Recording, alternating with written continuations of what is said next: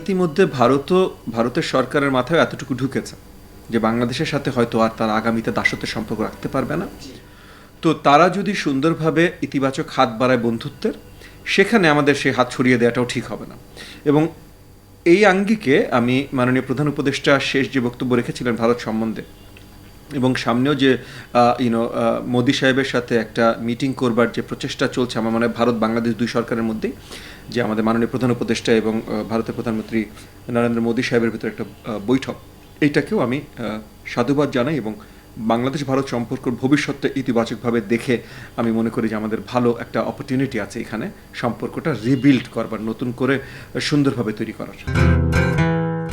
জাতীয় নাগরিক পার্টিকে কিংস পার্টি বলা হচ্ছে, রাজনীতি অঙ্গনে চলছে নানা আলোচনায়, এ বিষয়ে আপনার মন্তব্য কি? এই পর্যন্ত অ্যাটলিস্ট কিংস পার্টি বলতে বাংলাদেশে যেটা বোঝানো হচ্ছে সেভাবেই তাদের পথ চলা চলছে। আমি আশা রাখবো এবং তাদের প্রতিও আবেদন জানাবো যে আগামীতে যেন তারা এই কাজটা না করেন, এখনো সময় আছে। ছাত্রদের পার্টি কি বড় কোনো চমক দেখাতে পারবে বলে মনে করেন? ছাত্রদের পার্টি বলে কোনো পার্টি নেই। জাতীয় নাগরিক পার্টি একটা তৈরি হয়েছে, যেটা বৈষম্য বিরোধী ছাত্র আন্দোলন বলতে একটা সংগঠন ছিল, সেই সংগঠনটার পার্টি। এটা ছাত্রদের পার্টি না কিন্তু, ঠিক আছে? সো এখানে এই পার্থক্যটা পরিষ্কার আগে করে নেই। বৈষম্য বিরোধী ছাত্র আন্দোলনে ছাত্র ছিল না তা না, তারা ছাত্ররাই ছিল, কিন্তু ছাত্রদের পার্টি বলা মানে সব ছাত্রদের পার্টি না। ঢাকা বিশ্ববিদ্যালয়ের ছোট্ট একটা ছাত্র গোষ্ঠীর সংগঠন ছিল বৈষম্য বিরোধী ছাত্র আন্দোলন, সেটা থেকে জাতীয় নাগরিক পার্টি তৈরি হয়েছে। সো এটা ছাত্রদের পার্টি না, এটা ওই সংগঠনের পার্টি, ওই সংগঠনের পার্টি। এগেন আমি তাদেরকেও সাধুবাদ জানাই। আমি আশা রাখি তারা বাংলাদেশের রাজনীতিতে ভালো কিছু নিয়ে আসতে, ইতিবাচক কিছু নিয়ে আসতে সক্ষম হবে। তবে আমি একটু দুঃখের সাথেই বলি যে তারা শুরু থেকেই যে ধরনের কাজ বা কর্মকাণ্ড শুরু করেছেন বা আলাপ আলোচনা শুরু করেছেন, তাতে আমি নেতিবাচক দিকভঙ্গি বেশি দেখছি। যেমন তারা যখন তাদের অ্যানাউন্সমেন্টও দেয়, পার্টির অ্যানাউন্সমেন্টও দেয় সংসদ ভবনের সামনে, তখন সরকারের পুরো ক্ষমতা ব্যবহার করে, মানে 20টা জেলার 20-25টা জেলার ডিসির ক্ষমতা ব্যবহার করে বাস দিয়ে লোক আনিয়ে সবাইকে দেখিয়েছে যে তাদের বড় জনসমাগম হয়। এখন এই বাস দিয়ে লোক আনার কাজটা আওয়ামী লীগ এককালে করতো। আচ্ছা, এরপর তারা আলোচনা শুরু করলেন।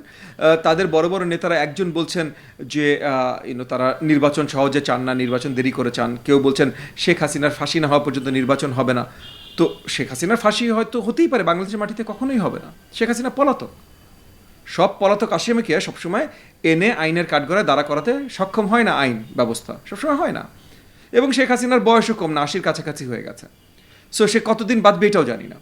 সো আজ থেকে 10 বছর পর আমরা তাকে আনতে পারলাম না এবং সে ন্যাচারাল বয়সজনিত কারণে সে মৃত্যুবরণ করলো, তাহলে তার কখনোই তার ফাঁসি বাংলাদেশের মাটিতে হলো না। তাহলে বাংলাদেশের মাটিতে আর কখনো নির্বাচন হবে না। একই সাথে সরকারে যারা আছেন, মানে ওই তো বাসের কথা তো বললাম, সরকারে যারা আছেন, দায়িত্বে আছেন, তারা এক একজন বড়ভাবে খবরের মানে সব গণমাধ্যমকে বলে যাচ্ছেন এই পার্টিকে তারা সাপোর্ট করেন, এই পার্টির পিছে তারা আছেন। কেউ বলছেন এই পার্টিতে তারা প্রধানমন্ত্রী দেখেন। তাহলে তারা সরকারের সাপোর্টেড পার্টি না।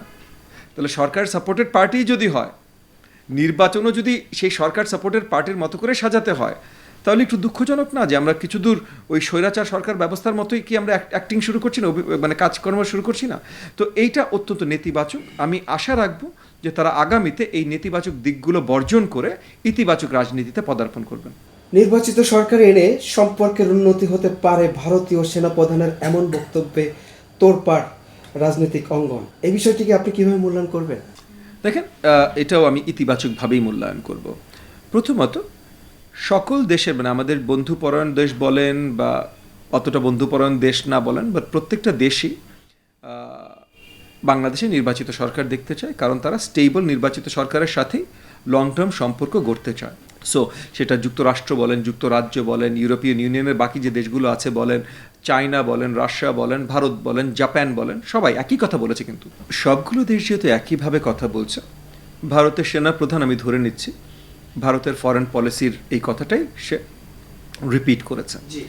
এবং ভারতের সাথে এই মুহূর্তে আমাদের সম্পর্ক একটা নিম্ন স্তরে থাকলেও ওভারঅল আমরা ভারতের সাথে ভালো সম্পর্কই চাই। শুধু হাসিনার সাথে যে ধরনের সম্পর্ক ছিল, একটা দাসত্বের সম্পর্ক, এই ধরনের সম্পর্ক চাই না। আমরা সুসম্পর্ক চাই, তবে দাসত্ব সম্পর্ক না। তো আমার মনে হয় ইতিমধ্যে ভারতের সরকারের মাথায় এতটুকু ঢুকেছে যে বাংলাদেশের সাথে হয়তো আর তারা আগামীতে দাসত্বের সম্পর্ক রাখতে পারবে না। তো তারা যদি সুন্দরভাবে ইতিবাচক হাত বাড়ায় বন্ধুত্বের, সেখানে আমাদের সেই হাত ছড়িয়ে দেওয়াটাও ঠিক হবে না।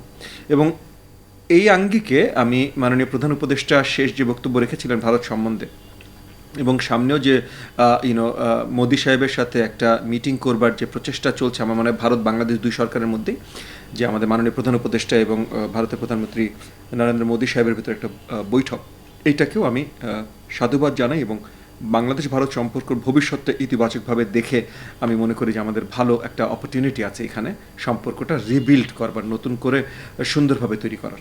বাংলাদেশের সেনা প্রধানের সতর্কতা নিয়ে আপনার পর্যবেক্ষণ কি? দেখেন, বাংলাদেশের স্টেট ইনস্টিটিউশন যতগুলো আছে তার ভেতরে অত্যন্ত গুরুত্বপূর্ণ একটি ইনস্টিটিউশন দ্য মিলিটারি। ঐতিহাসিকভাবে বলেন বা তৃতীয় বিশ্বের দেশগুলোতে মিলিটারি কী ধরনের ইনফ্লুয়েন্স রেখে থাকে সেই বিবেচনায় বলেন বাংলাদেশের মিলিটারি ইনফ্লুয়েন্স অনেক বড়। তবে আমি সেগুলোর বাইরে যেও কথা বলি যে আমাদের যে জুলাইয়ের গণ আন্দোলন, এই গণ আন্দোলন বাস্তবায়নেও মিলিটারির একটা বড় অবদান আছে। তো সেই অবদান থেকে ওই বড় অবদানের অংশ হিসাবে তাহলে সেনা প্রধানেরও অবদান আছে। সো সেই অবদান থেকে আমি বলবো যে তারাও হয়তো দেশে এখন যে অবস্থা চলছে, যে আইন শৃঙ্খলা ব্যবস্থার উন্নতি খুব বেশি হচ্ছে না, সরকারের অন্তর্বর্তীকালীন সরকারের দুর্বলতা বারবার অনেক জায়গায় প্রমাণ পাচ্ছে, পুরো দেশ এখনও আন্দোলনরত আছে, জাস্ট একটা বড় আন্দোলন না, 100টা বা 200টা বা 500টা ছোটো ছোটো আন্দোলন সব জায়গায়, এই জেলা বলেন ওই জেলা বলেন, ঢাকা শহরের সেক্রেটারিয়েট বলেন আর শাহবাগ বলেন, প্রত্যেক দিন নতুন না কিছু না কিছু আসছে।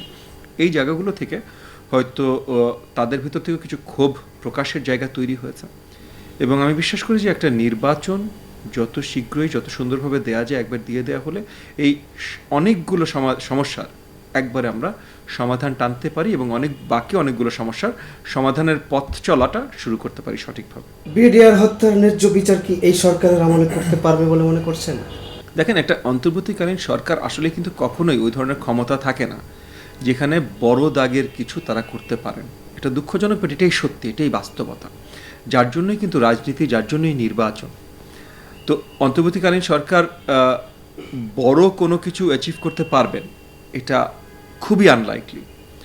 এবং যেহেতু বিডিআর হত্যাকাণ্ডটা গত 16 বছর ধরে বাংলাদেশের রাজনীতি, বাংলাদেশের ইতিহাস বা বাংলাদেশের সেনাবাহিনীর ইতিহাস সব কিছুতে একটা কলঙ্ক হিসেবে রয়ে গেছে, এইটার বড়ভাবে সঠিক পথে নিয়ে আসাটা এটাও হতে পারে টু লার্জ এ টাস্ক অন্তর্বর্তীকালীন সরকারের জন্য। তো আমি আশাবাদী যে তারা প্রসেসগুলো শুরু করেছেন এবং করবেন, এবং আগামী শক্তিশালী নির্বাচিত সরকারের অধীনে এগুলোর সঠিক পূর্ণতা পাবে। তারেক রহমান কেন দেশে ফিরছেন না? দেখেন, বিএনপির মাননীয় ভারপ্রাপ্ত চেয়ারপারসন জনাব তারেক রহমান কেন দেশে ফিরছেন না বা কখন দেশে ফিরবেন বা কি, এগুলো বিএনপির কাছেই, বিএনপি পার্টির কাছেই প্রশ্নটা শ্রেয়।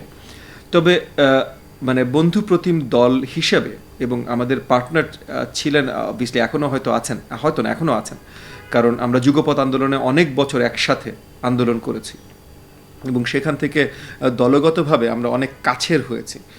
এমনও বলতে পারেন যেহেতু লড়াই সংগ্রামে একসাথে ছিলাম, পার্সোনালি অনেক কাছের হয়েছি। সো সেই জায়গা থেকে আমি বলবো যে আমরা দেখতে চাই বিএনপির নেতৃত্ব যিনি দিচ্ছেন মাননীয় ভারপ্রাপ্ত চেয়ারপারসন তারেক রহমান যত শীঘ্রই বাংলাদেশের মাটিতে ফিরে আসবেন, আমরা বিশ্বাস করি তত শীঘ্রই বাংলাদেশের রাজনীতিও আরও বলিষ্ঠ হবে এবং সামনের নির্বাচনটাও আরও সুন্দরভাবে আমরা পেতে পারবো। সো সেই জায়গা থেকে আমি আশাবাদ প্রকাশ করছি যে শীঘ্রই যেন জনাব তারেক রহমান বাংলাদেশের মাটিতে ফিরে আসেন। সারা দেশে চাঁদাবাজি চলছে, এর দায় কার? দেখেন, এর দায় প্রথমত তো শেখ হাসিনার, কারণ শেখ হাসিনা এমন একটা জায়গায় দেশকে রেখে গেছে যেখানে আইন শৃঙ্খলা বাহিনী থেকে শুরু করে অর্থনীতি সব কিছু ভঙ্গুর অবস্থা। সো এটা ফার্স্টে মেনে নিতে হবে, অন্য কারোর দিকে আঙ্গুল তোলার আগে বা দোষ দেওয়ার আগে এটা মেনে নিতে হবে। এটা মেনে নেবার পর দ্বিতীয় একটা বড় হয়তো দায়িত্ব ছিল বা আছে অন্তর্বর্তীকালীন সরকারের উপরে, আইন শৃঙ্খলাটা আরও শক্ত জায়গায় নিয়ে আসা। এটাতে ওনারা কাজ করছেন আমি জানি। সো সেই হিসেবে ওনাদেরকে আমি যে শুধু নিন্দা করব তা না, তবে এখানে সমালোচনাটাও প্রয়োজন, কারণ এখানে এটা আরও শক্তভাবে হয়তো আরও ভালোভাবে করা যেত। অনেকগুলো আপনার পরিকল্পনা বা সাজেশন সেই গত বছরের মানে 2024 সালের সেপ্টেম্বর অক্টোবর মাসে আমরা দিয়েছি, আর অনেকে রাজনৈতিক দলরা দিয়েছেন, অনেক স্টেক হোল্ডাররা দিয়েছেন, সেগুলো কোনো বাস্তবায়ন আমরা দেখিনি। হয়তো আমি বলছি হয়তো সেগুলো বাস্তবায়ন করতে চেষ্টা করা হলে আজকে অবস্থাটা আরেকটু উন্নতির দিকে যেত, সেটা যায়নি। তবে যত যাই হোক না কেন ভুলে যাবেন না, প্রথম দোষী হলো শেখ হাসিনা।